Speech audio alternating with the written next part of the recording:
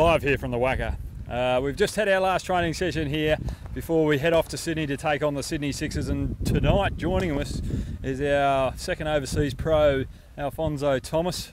Now Alfonso, what's it like being in Perth, mate? Oh, it's fantastic. Sun's on your back. You know, it's a lot better than what I left London with, so yeah, you've got to be happy with this weather for sure. Now you have been in England. What have you been doing to prepare for the Big Bash? I've been doing a lot of indoor training, you know, so for me it's just fantastic to be outdoors at the moment. You know, I'm enjoying every moment. It's almost as if I'm literally just started playing cricket again, loving it. Now you were here watching us the other night. What'd you think? Can we rather not talk about that, Gavin? It just started fresh on Sunday. No, I just wanted to see what your first impressions of the Scorchers are, mate. No, I think we were a little bit unlucky losing the toss. You know, it was obviously a very, very good bowler-friendly wicket, which I've been told about the WACA. You know, but the guys have just got to put that behind us. You know, that's the way 2020 goes. You know, you win some, you lose some, and hopefully we can start again on Sunday. Now, what experience have you had as a player in Australia? I played a little bit of Big Bash for that other team called the Adelaide Strikers. You know, let's not talk about that. Yeah.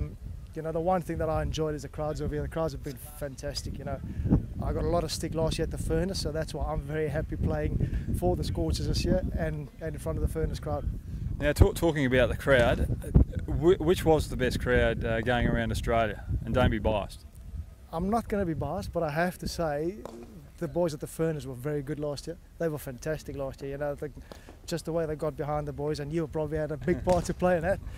You know, so yeah, the crowd here at the Furnace last year I thought was phenomenal, the way they got behind the team, and hopefully we can get them all back again.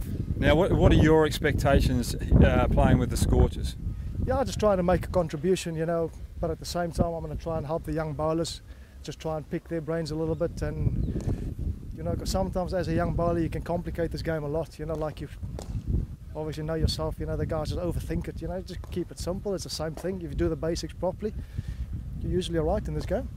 Now, there's a lot of talk over here in Australia, and just for our Perth fans, you're born in South Africa, but you made a move to England. Why do South Africans cricketers make a big move to go overseas and try their luck in England? I've got a good excuse because I met an English rose that I end up marrying. So I've got a good excuse. I've got no ambition to play for England. So let's just get that thing straight. You know, yeah. I'm still proudly South African that just happens to live in England.